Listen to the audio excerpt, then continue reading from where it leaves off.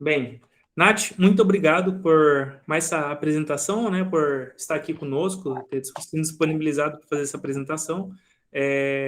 Agradecemos a sua disponibilidade, né, em estar aqui. E bem, quero te pedir só para fazer uma breve apresentação sua, né, para quem não nos conhecer, e nem não te conhece, no caso, e estar contigo agora, tá bom? Deus abençoe e boa apresentação. Amém. Obrigada. É um prazer estar com vocês e falando sobre um assunto que eu adoro, que é evolução e isso aplicado em outras áreas, que é novidade para mim. Então, eu sou bióloga com formação em meu doutorado foi em biologia molecular e eu trabalho desde a graduação, na verdade não.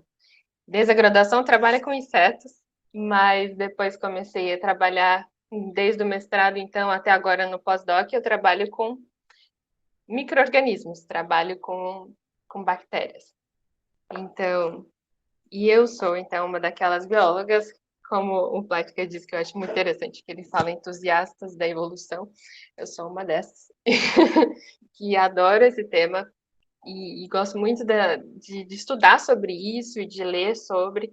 E então eu achei muito legal esse capítulo que vai falar justamente de um aspecto que a gente não estuda, né? Quem está nessa área, está nesse ramo que eu estou, da biologia e estudando micro-organismos, nunca vai ter isso na faculdade ou em nenhum curso, se você mesmo não buscar, sobre psicologia evolucionista. Então, e, e vendo e também esse aspecto de estudar as escrituras de uma forma científica, então são coisas que eu nunca tinha visto antes e achei muito interessante aplicar, né? Na verdade, foi muito interessante saber para ter mais cautela em aplicar nessas outras áreas, que eu achei muito interessante. Então hoje a gente vai conversar sobre isso. Como eu disse, o meu background é todo baseado nessa parte biológica e essa parte teórica de psicologia, e a gente vai falar de aspectos cognitivos, já não é o meu forte, mas isso daí achei muito interessante. E aqui a gente vai discutir esse capítulo juntos, e quem já leu vai poder refrescar, e quem não leu vai ter um modo mais simples, talvez, de ler o capítulo depois porque eu gosto nas minhas apresentações de tornar as coisas mais simples e tento digerir o máximo antes para trazer uma forma mais simples. Então, vamos lá. Então, a gente vai falar disso. O Raul já brilhantemente já trouxe essa recapitulação para a gente. A apresentação está sendo gravada, então as demais estão todas lá no YouTube. E aí você vai ver nessas outras apresentações que diz respeito à primeira parte do livro, porque a gente chega no capítulo 5 e é a segunda parte. Então, a primeira parte foi relatado toda essa parte dos conflitos, né, dos possíveis conflitos que há entre a ciência e a religião. Né? A primeira foi a tese de que há um conflito entre a crença ateísta e a teoria da evolução contemporânea. E a segunda tese é de que a ciência, de alguma forma, ela refuta ou lança em dúvida as concepções comuns às religiões teístas de que Deus age de modo particular no mundo. E daí ele abordou muito bem tudo isso.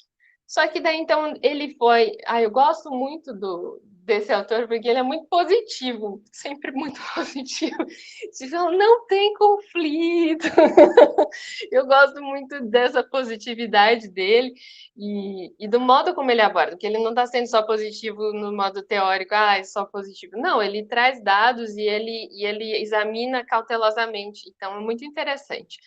Então, o conflito maior ali não vai estar na evolução em si, nem no conflito, nem na. Enfim, não vai estar nos aspectos teóricos da evolução, da crença ateísta, não. O principal conflito está em falar que a evolução é não direcionada. E isso sim, isso é um problema. E aí ele diz que e é isso mesmo, é um acréscimo metafísico ou teológico, que não tem nenhuma base científica.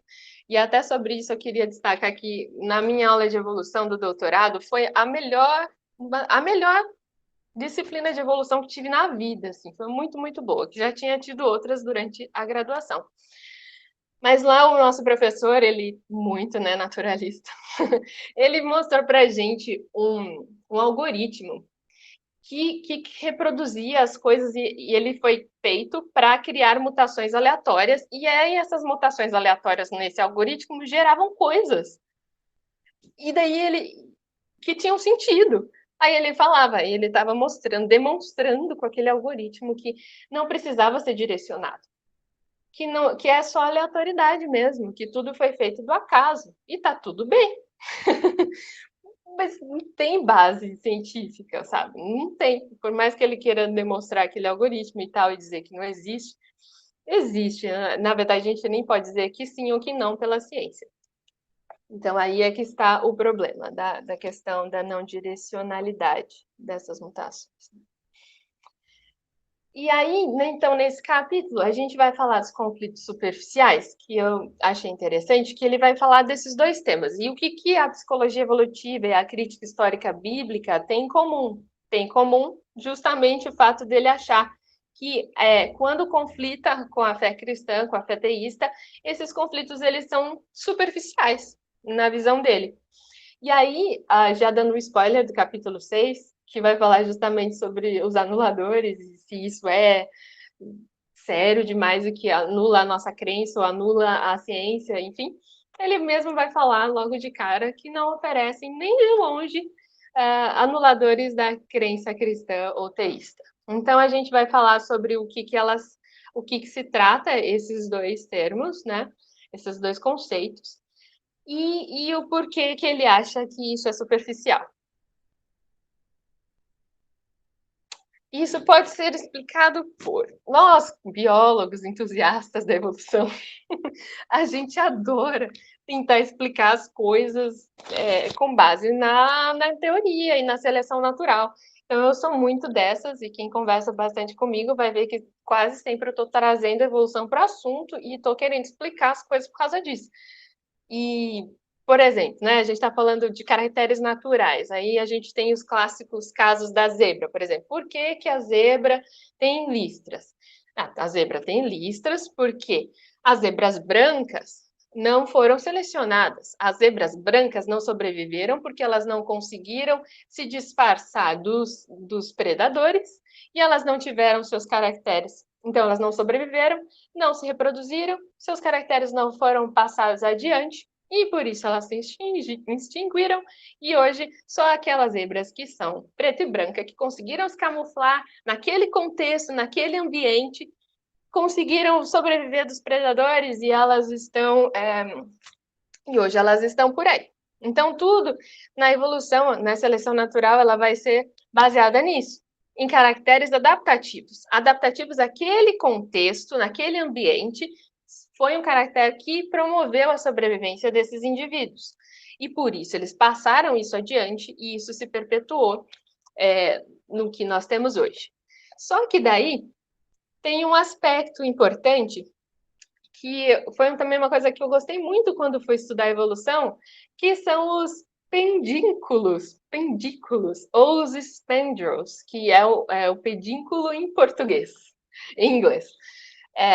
E aí o Steven e o Richard, eles fizeram um artigo, eles publicaram um artigo em 79, muito interessante, fazendo essa crítica à adaptação, que tudo era adaptação, tudo era caractere, que era adaptativo, e aí eles falaram, não, nem tudo é adaptativo.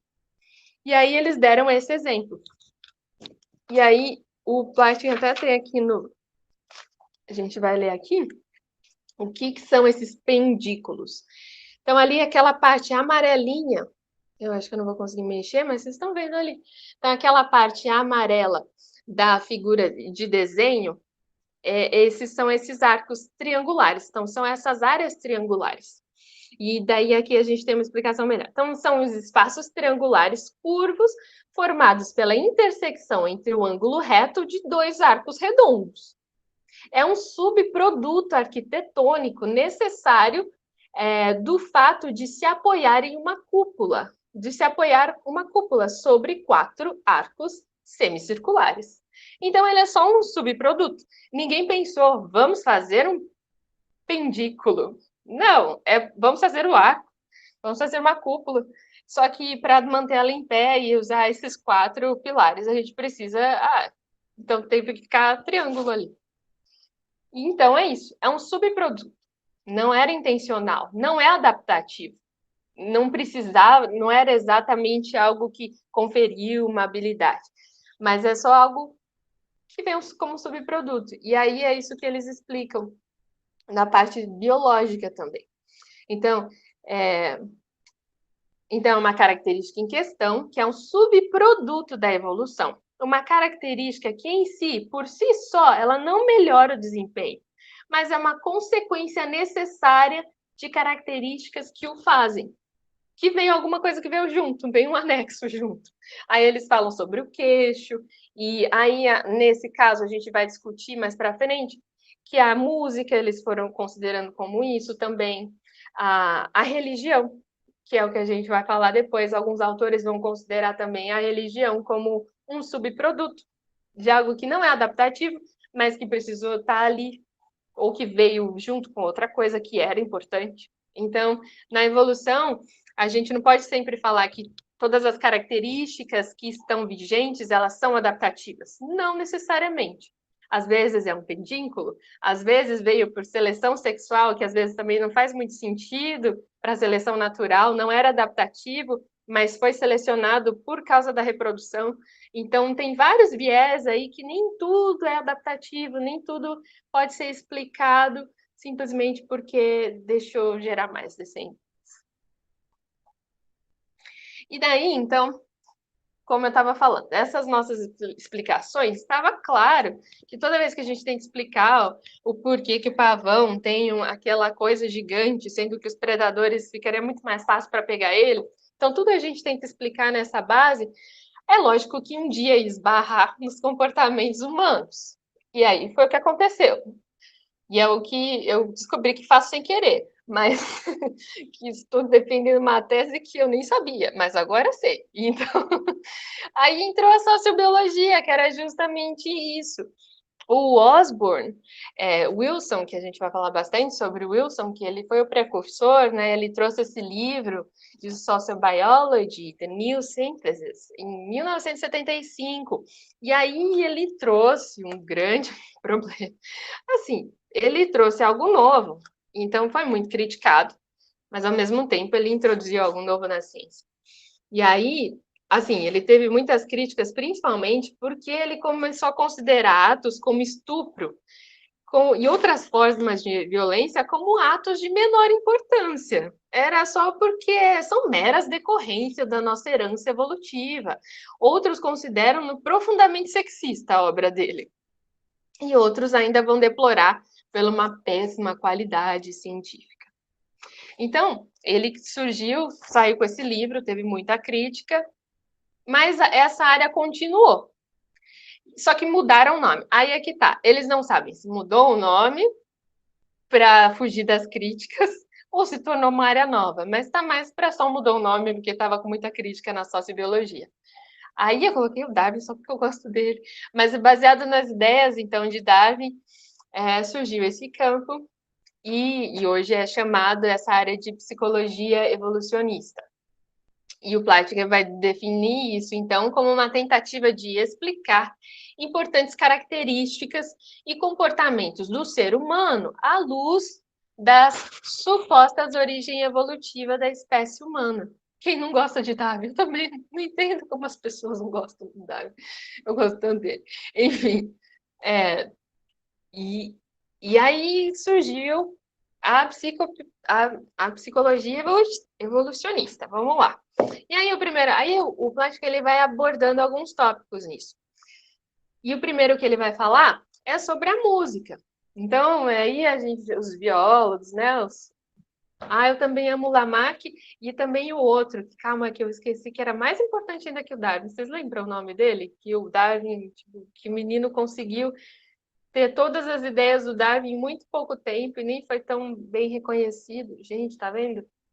Até esqueço o nome dele, mas se vocês lembrarem, a gente precisa dar o crédito para ele, porque ele é que esse rapaz foi impressionante.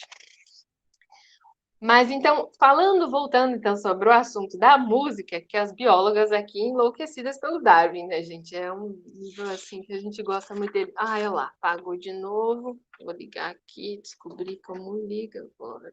aqui. Enquanto isso, vamos lá. Aí, da música, vamos lá. O Steven Pinker, ele vai falar uma coisa sobre isso, bem interessante. Ele uma vez estava lá em Harvard, ele é um psicólogo. Wallace, não, isso é o Wallace. Muito bem, Rosana, ele mesmo. Tá, ele é o cara também.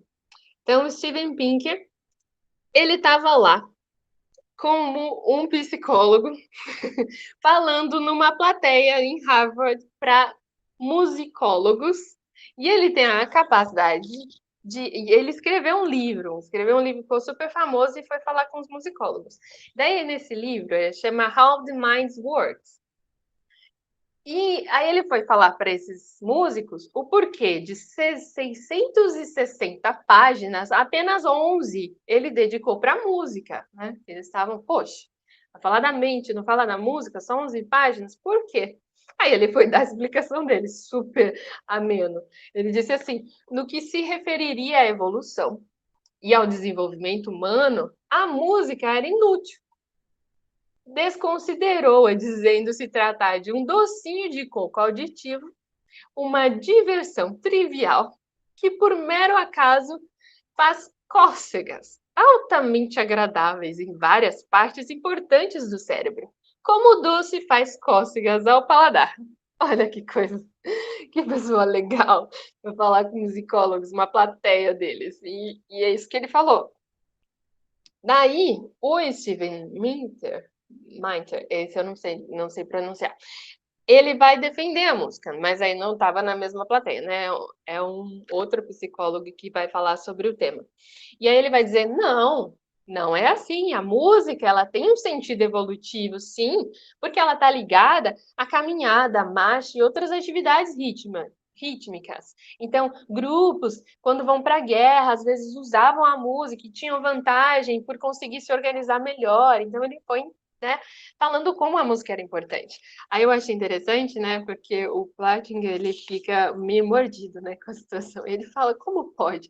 Algo tão importante como a música sendo tratada dessa forma, né? E aí ele faz a crítica. Acaso uma atividade humana só é importante se desempenhou um papel de destaque na nossa evolução, habilitando os nossos antepassados a sobreviver e a se reproduzir? Ele fica chateado. E aí ele vai falar, então, porque é tão triste ver o Pinker denegrindo algo que a gente julga tão importante para a nossa sociedade. E aí o Minter vem tentar defender, mas também não ajuda muito. Então, ele vai fazer essa crítica. E ele continua falando, por exemplo, então, e a importância, o que dizer da física, da matemática, da filosofia, ou da própria psicologia evolucionista? Aí ele falava que que mulher pré-histórica se interessaria por um homem que preferisse a teoria dos conjuntos das caçadas? Faz sentido. Então ele ficou meio chateado com isso, e aí ele quis mostrar um pouco desse ponto que é importante que a gente considere. Então, quando a gente está levando algo que é associado a caracteres fisiológicos e biológicos para algo que é comportamento humano, já aí acaba soando um pouco complicado.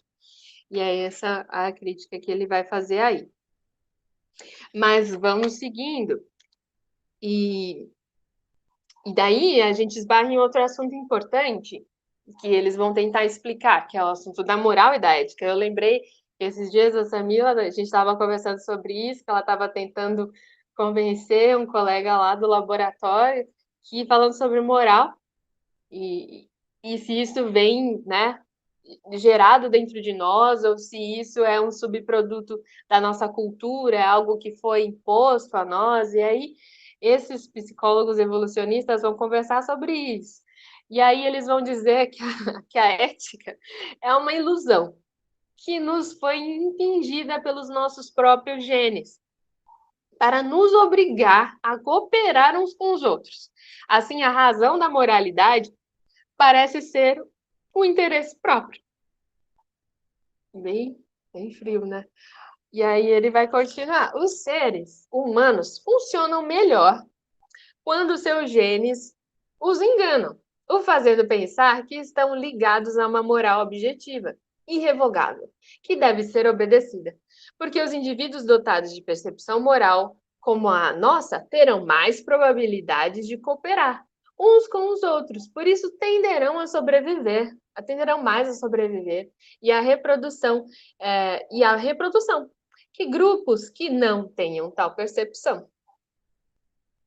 Ai, gente, eu sinceramente, depois de ler essas coisas, eu acabei ficando um pouco chocada, sabe, com as afirmações. Quando a gente vai e passa, né, da parte biológica para essa parte psicológica e cognitiva. Então, eu acho tudo muito meio forte. Então, são minhas inserções aqui na apresentação que eu fiquei meio chocada. Mas, enfim. E é isso que eles vão defender. Então, eles estão explicando o mecanismo, né? Então, eles tentam explicar o porquê que existe a moral, porquê que existe a ética. E eles vão colocar isso sob base de genes. Porque quando a gente tem essa ética, quando a gente tem essa moral, a gente consegue sobreviver melhor. Um grupo assim consegue sobreviver melhor. Tem vantagens evolutivas melhores do que outros.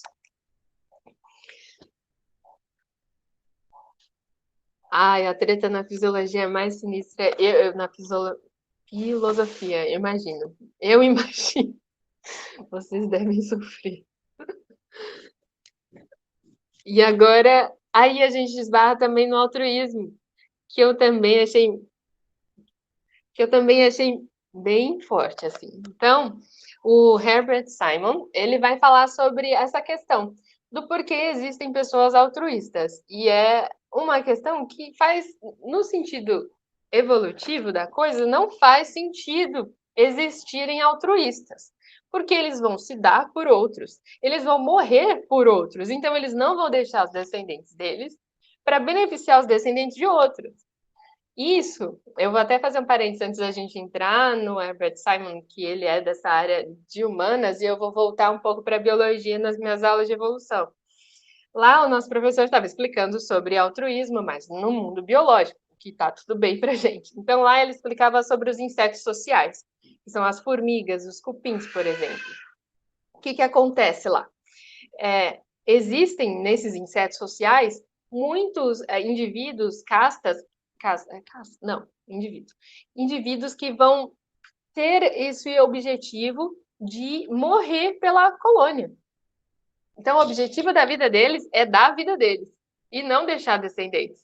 Então, aí se tornou um paradigma na biologia evolutiva para tentar entender o porquê, dar uma razão para isso. E aí, o ponto mais importante que foi dessa discussão e que foi tirado, lógico, tem várias teorias, mas aqui eu lembro que eu achei mais interessante, para mim, satisfez o meu questionamento a nível de bióloga, era que esses insetos, ao se matarem, ao se suicidarem, ao terem essa questão altruísta para a colônia, na verdade, era egoísta. Eles estavam realmente tentando passar os seus genes, que eles eram, na sua grande maioria, quase nenhuma variação dos outros da colônia. Então, se eles morressem, os genes não iam deixar de ser passados. Então, aquelas características que eles possuíam não iam deixar de ser passadas, iam passar igual. Então, na verdade, eles agem como um objeto social, uma unidade evolutiva. Então, está sendo passado. Mesmo que alguns morram, outros vão conseguir passar isso adiante e está tudo bem. Então, na verdade, não existia um altruísmo verdadeiro, mas era tudo para o bem da mesma espécie, o bem daquela colônia, o bem da espécie. Então, tá ok, era essa explicação. Aí, mais uma vez, chocada com a explicação, desculpa, Jesus, choquei mesmo. Aí ele vai explicar isso. E aí ele estava falando sobre a Madre Teresa de Calcutá e tal, tentando explicar essas pessoas. E aí ele vai colocar, pois é, tudo culpa do gene egoísta, exatamente, Samuel, é um negócio. E aí ele vai colocar a culpa na docilidade, vai explicar, culpa não, né? Ele vai explicar usando os termos de docilidade e racionalidade limitada. Do que é isso, né? Então, ele vai dizer que as pessoas dóceis, elas tendem a aprender e acreditar naquilo que, segundo percebem os outros membros da sociedade. Vamos ler de novo, porque senão vai ficar claro e a gente vai ficar confuso, porque eu li confuso. Vamos lá, de novo. As pessoas dóceis, elas tendem a aprender e a acreditar naquilo que, segundo percebem, os outros membros da sociedade querem que elas aprendam e acreditam. Assim, do conteúdo que será aprendido não será totalmente examinado da perspectiva da contribuição para a capacidade pessoal. E aí ele continua. Então, em virtude da racionalidade limitada, o indivíduo dócil, muitas vezes, ele vai ser incapaz de distinguir um comportamento socialmente prescrito que contribui para a capacitação de um comportamento altruísta. Ele não vai conseguir diferenciar o que é um comportamento, né, que vai ser mais adaptativo, né, capaz, do que um comportamento altruísta. Na verdade, a docilidade reduz a tendência de avaliar independentemente as contribuições do comportamento à capacitação. Em virtude da racionalidade limitada, a pessoa dócil não é capaz de adquirir os conhecimentos pessoalmente vantajosos que proporcionam um aumento de capacidade, sem adquirir também os comportamentos altruístas que constam uma diminuição em si. Então, ele vai dizer, basicamente, que essas pessoas, né, não, tá bem claro, né, que elas não estão batendo muito bem, que elas não estão raciocinando muito bem, porque se raciocinassem bem, elas não agiriam dessa forma. E aí ele até coloca, o Platinger vai falar de um cientista que estava estudando fecundação e ele engravidou todas as pacientes dele, deixou 75 filhos. Então, para esses pensadores, isso sim faz sentido. Ele está sendo inteligente, ele está passando os genes dele. Mas quem está morrendo pelos outros, os bombeiros que dão a vida, não faz sentido.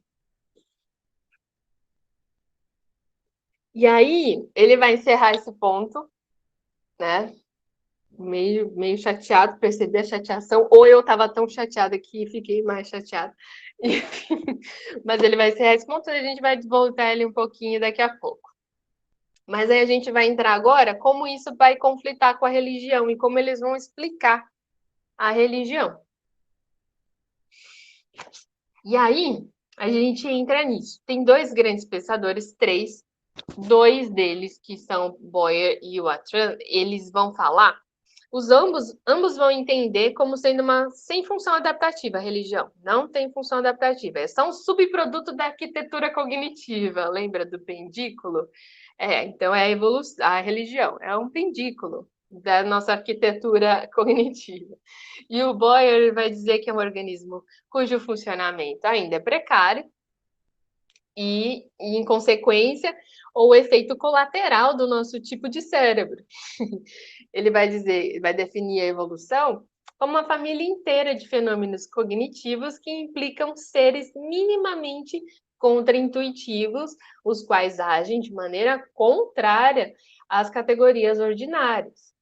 O Atran, ele vai estar muito na linha do Boyer, ele vai assinar embaixo muitos dos pontos que ele colocou aí, e ele vai colocar uns pontos a mais para deixar mais bonito a religião. Aí ele vai falar assim, que é um compromisso caro e difícil de simular, de uma comunidade com um mundo contrafactual e contraintuitivo, composto de agentes sobrenaturais que dominam as razões da ansiedade e a ansiedade existencial das pessoas. E aí eles vão fazer comentários interessantes, tanto Boyer como a Tran, eles vão falar do quê? Eles vão falar assim, que esses seres, ele fala minimamente, né, contraintuitivos, porque ele fala assim, a gente não pode criar um lenço de papel, por exemplo, uma caixa de lenço de papel para ser esse ser. E aí o Arthur vai falar também sobre esses agentes sobrenaturais. Não pode ser qualquer agente sobrenatural. Não pode ser o Mickey Mouse, por exemplo. Tem que ser alguém que tenha poderes, tem que ser alguém que seja forte, que faça um pouquinho de sentido. E aí ele vai falar, e tem que dominar as razões da ansiedade existencial das pessoas. Ele precisa ter esse conhecimento, ele precisa dar uma solução para o porquê que as pessoas elas existem. Então, ele fala, contraintuitivo? É meio sem noção? Mas nem tanto, porque se for, as pessoas não vão acreditar.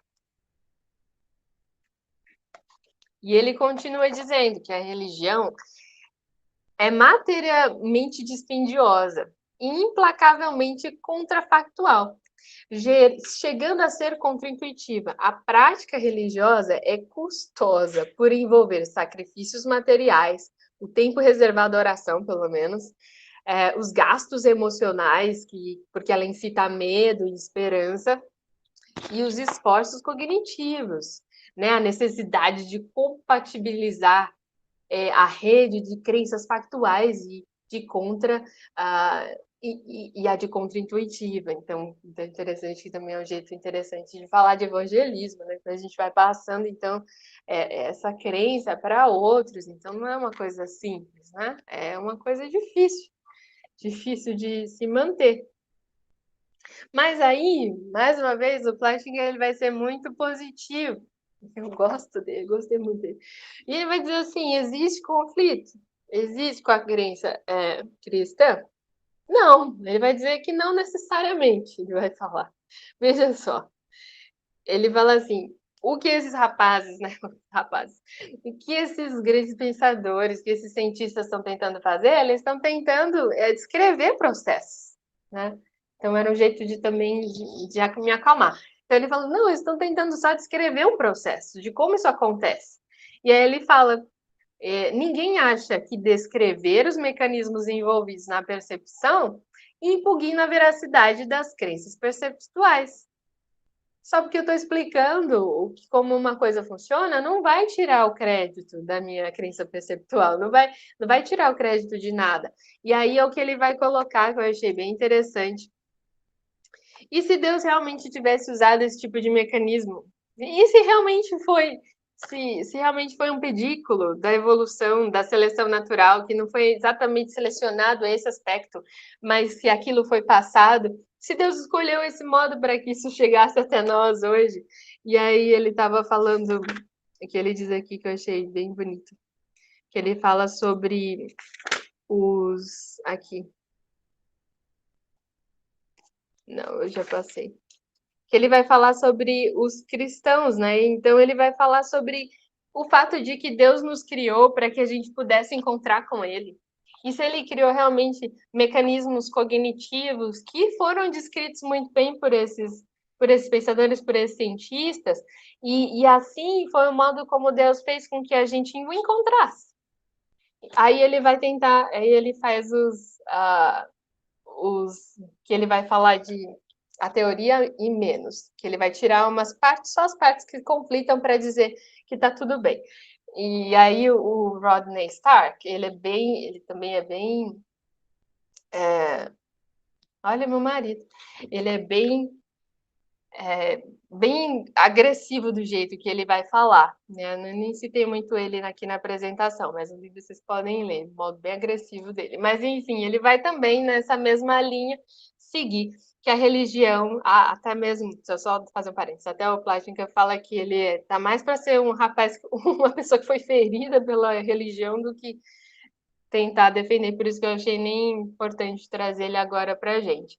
Mas uma coisa legal que ele vai falar que vai estar junto com o que já foi dito anteriormente é que a religião é como um organismo primitivo, cujo funcionamento ainda é precário em relação ao pensamento racional e cujo objetivo é a busca de dádivas espirituais inexistentes por meio de tratativas com agentes sobrenaturais igualmente inexistentes. Aí o Plotkin vai falar assim, não, mas e se a gente fizer assim, ó, tirar as partes do inexistente? Olha lá, tá descrevendo a nossa religião e tá tudo bem. Então, a religião é um organismo primitivo com um funcionamento ainda precário, quando a gente vai comparar com os aspectos cognitivos para a racionalidade, é ainda primitivo. É o que ele está tentando fazer de comparação. Em relação ao pensamento racional, cujo objetivo busca dádivas espirituais por meio de tratativas com agentes sobrenaturais. Olha lá, tá tudo bem, é só não dizer que não é inexistente, até porque é como a gente já tinha falado antes, e o Raul falou no início, são acréscimos, isso daí não tem base científica para dizer que é inexistente, como vai provar que não tem? Então, por que colocar isso na teoria? E aí ele vai tentando consertar as teorias, dizendo que não tem conflitos, são conflitos superficiais, porque são esses termos que foram adicionados que não têm base científica. Então, a gente tem lá a obrigação moral, né? Quando a gente volta para a questão da moral que a gente disse lá na frente, a obrigação moral objetiva objetiva. Peraí.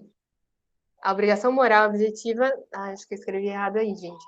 Mas os ajustes adaptativos no fato das pessoas pensarem que ela existe. Vamos voltar ali. Não vamos voltar lá.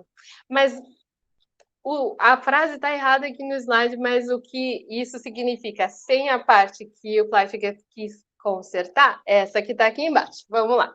Então, a moralidade, ou seja, a crença na obrigação objetiva de tratar os outros como gostaríamos que eles nos tratássemos, junto com a tendência resultante de se comportar de acordo com essas crenças, pelo menos em certa medida, é um fenômeno adaptativo no nível de grupos e se tornou onipresente entre os seres humanos por meio da seleção de grupo. Olha lá, tá tudo bem.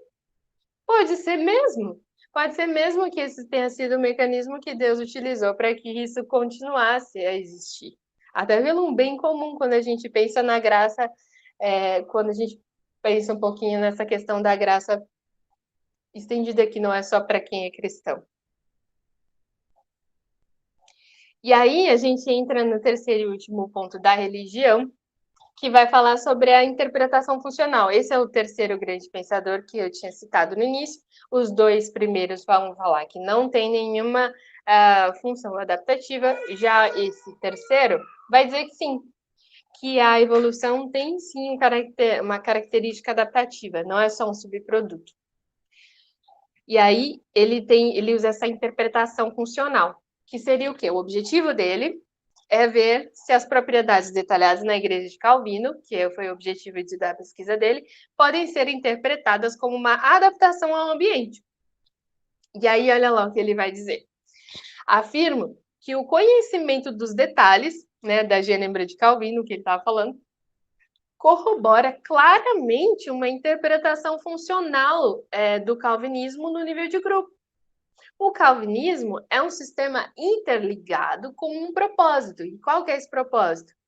Unificar e coordenar um grupo de pessoas para alcançar um conjunto de objetivos por meio de uma ação coletiva.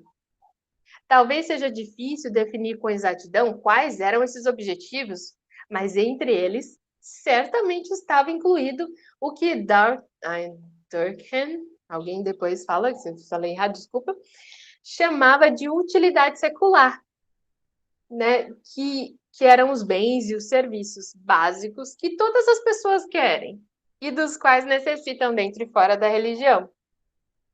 E aí o Plantinga vai falar assim, ele vai fazer uma crítica à teoria do Wilson. Por quê? Porque ele vai dizer assim, ok, até pode ser isso, mas eu não concordo porque nem sempre a gente está numa religião, porque você está buscando esse fim comum, né? Como ele vai falar ali, um conjunto de objetivos, porque às vezes, eu vou dizer às vezes, porque a gente sabe que existe isso no meio religioso, né? Às vezes você está lá realmente porque você ama Deus e você não está buscando nada além disso. Você está buscando Deus, você ama Deus porque Ele é amável. Você está orando, você está falando com Ele porque você gosta e você não está buscando nada além disso. E aí ele vai fazer um paralelo com o Freud, que eu achei bem interessante. Então o Wilson ele vai falar disso que a gente já conversou aqui, que o propósito dessa religião é unificar, coordenar um grupo de pessoas. Aí meio que foi um contra-argumento, né, que ele colocou do próprio Wilson. Mas aí o Wilson, na sua teoria, ele não vai dizer, tá, não é que as pessoas estão buscando esses objetivos materiais. Não, na verdade, esse propósito não é endossado pelos que praticam a religião. Mesmo assim, de acordo com eles, esse propósito é da própria religião, é dessa atividade cognitiva em nós que faz com que a gente busque isso mesmo sem a gente perceber.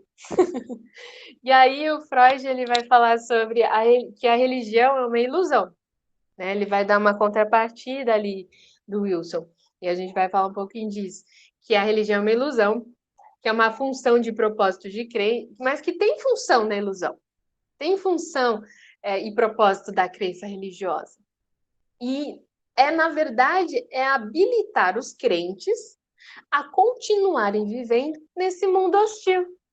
Nasce de um mecanismo psicológico de que ele chama de realização de desejos. Daí, nesse caso, o desejo não é o pai da ação, mas o desejo é o pai da crença.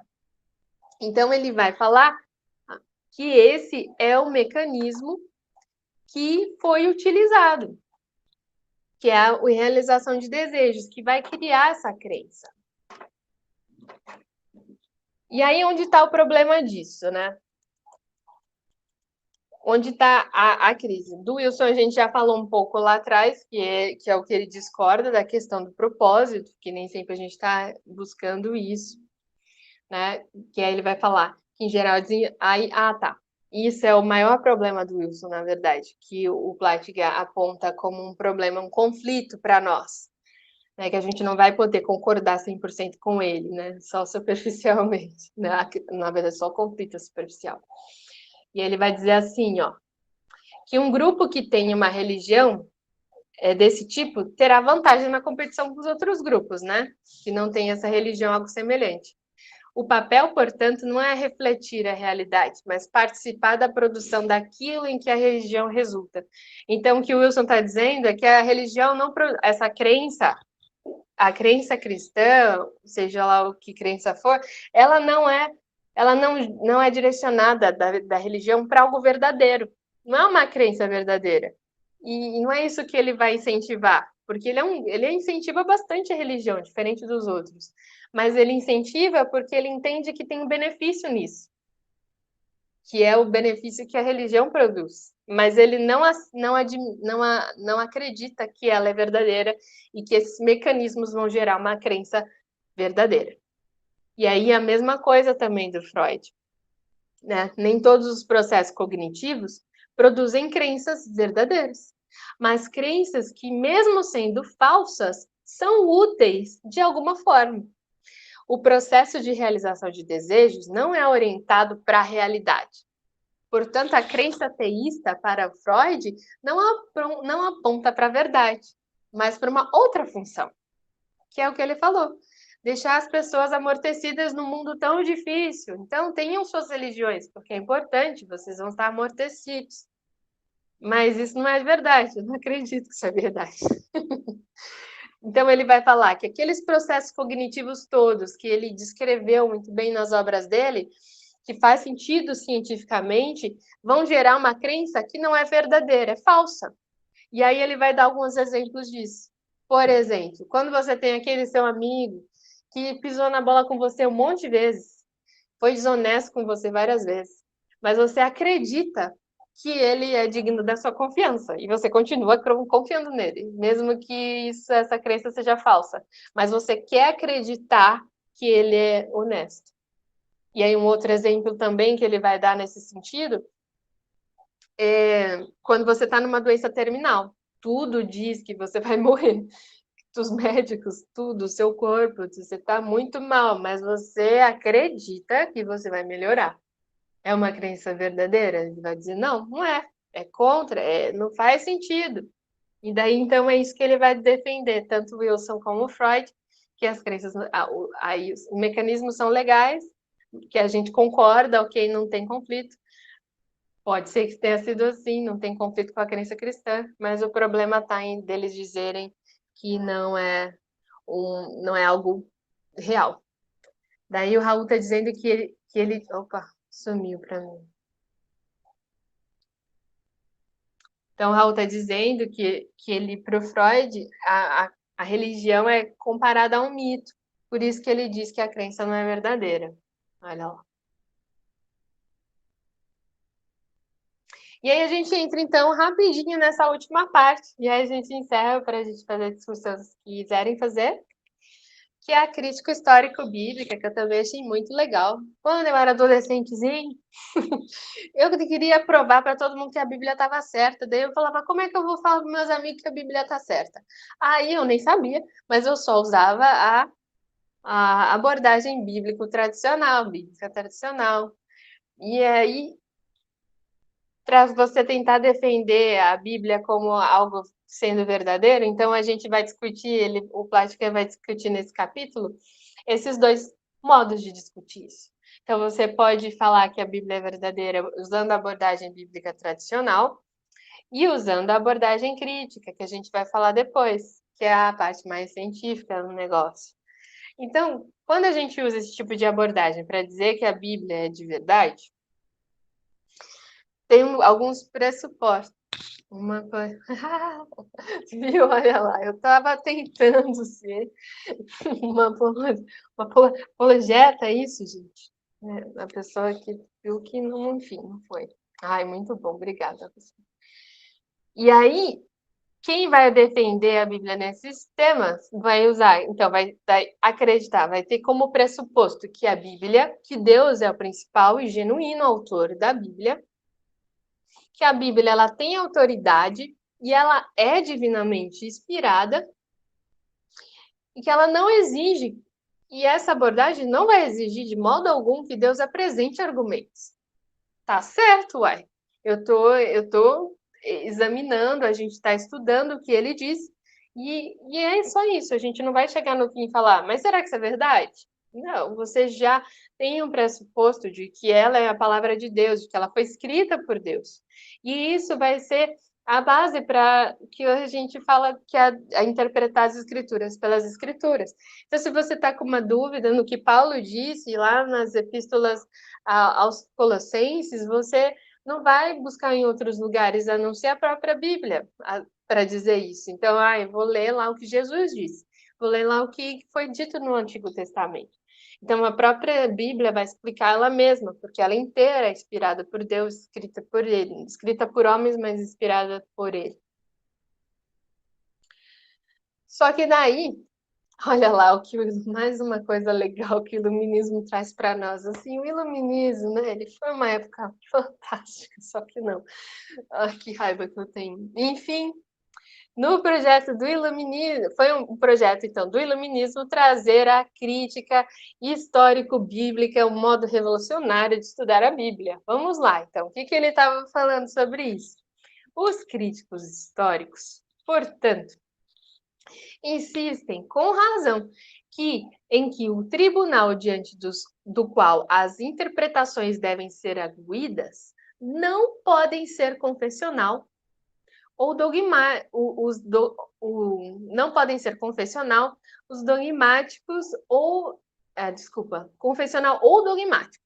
Os argumentos eles devem ser historicamente válidos, ou seja, capazes de contar com assentimento dos historiadores, qualquer que seja a sua religião, ou, caso não a tenham, quaisquer que sejam a sua bagagem. Experiências espirituais ou crenças pessoais e que não se devem privilegiar nenhuma reivindicação de revelação. Tira tudo isso. Não me venha com as suas experiências espirituais, não me venham com as suas crenças pessoais, não venham com revelação. Não é assim que a gente vai estudar a Bíblia. Então, a regra de interpretação bíblica não deve ser outra que não a luz da razão comum a todos. Não uma luz sobrenatural ou uma autoridade externa. Não. Vamos para os fatos, vamos para a história, vamos para a ciência. E isso é o que defende, então, a crítica histórico-bíblica. E aí vão ter dois métodos. O primeiro vai ser baseado nos escritos de Bultmann e o segundo de Duane. Então, o primeiro método inclui o pressuposto de que a história é uma unidade, no sentido de ser um fluxo contínuo e fechado, de efeitos no qual cada evento está conectado por sucessões de causa e efeito. Tal fluxo contínuo, além disso, não pode ser cortada por intervenções de poderes sobrenaturais ou transcendentes.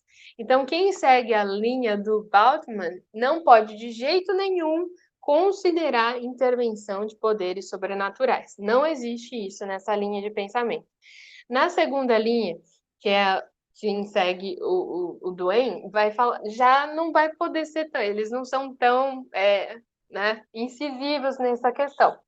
Mas eles vão falar assim, ó. Toma como princípio orientador, não que Deus nunca age de modo particular no mundo, mas que o procedimento correto na pesquisa acadêmica das escrituras é usar como evidência somente o que é aceito por todos, ou quase todos, que fazem parte dessa disciplina de estudos. Então é tudo bem, bora para a ciência, vamos para uma comunidade acadêmica que vai estudar isso, e se todo mundo concordar, ou pelo menos a grande maioria, tá ok.